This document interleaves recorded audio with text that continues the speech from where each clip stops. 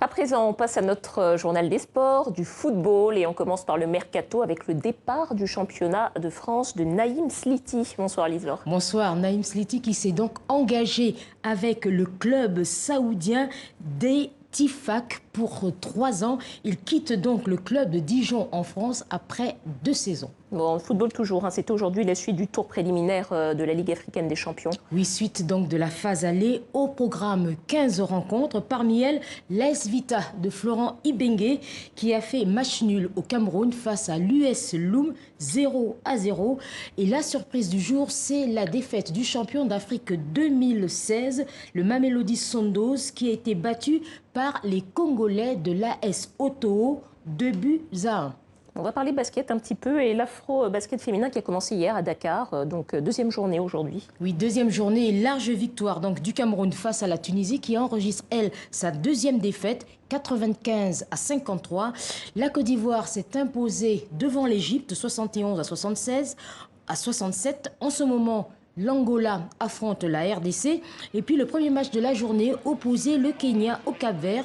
Victoire des Cap-Verdiennes, 64-57. Bon, on reste dans le basket, Liselor, mais on va s'intéresser aux hommes et on va s'intéresser aux hommes tout à l'heure, mais on va d'abord surtout parler des performances de l'équipe nationale qui sont plutôt encourageantes apparemment. Oui, plutôt encourageantes parce que le Tchad en juillet dernier, lors du premier Afrocan, qui est donc ce championnat africain dédié aux joueurs locaux, les Tchadiens ont tout simplement fait une performance. Il faut savoir qu'ils n'avaient pas joué en compétition officielle depuis 2017.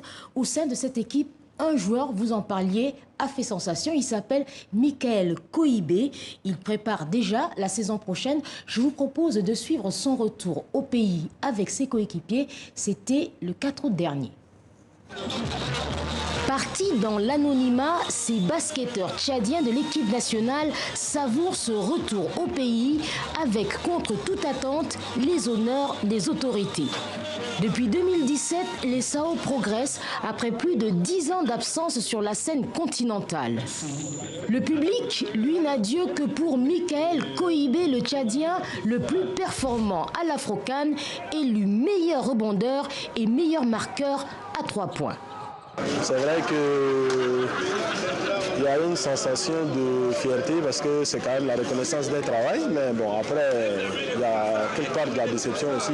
Maintenant, c'est là, on en profite et puis on repart au travail pour les prochaines échéances.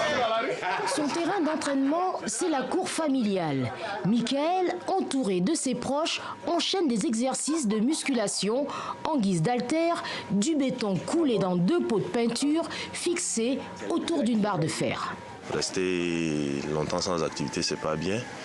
Donc le matin, je me réveille, j'essaie de maintenir la forme avec ces quelques haltères que vous avez vus là. Vu la carence de salles de musculation ici au pays, on essaie de faire avec les moyens de bord.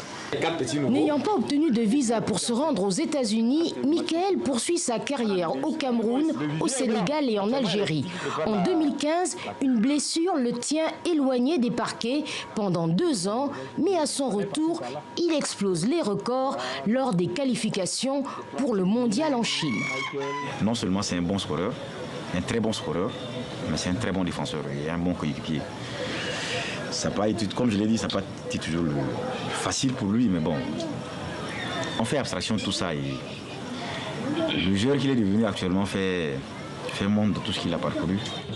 À 27 ans, Michael ne rêve plus de NBA. Son objectif, évoluer dans un championnat professionnel en Afrique du Nord et pourquoi pas en Europe.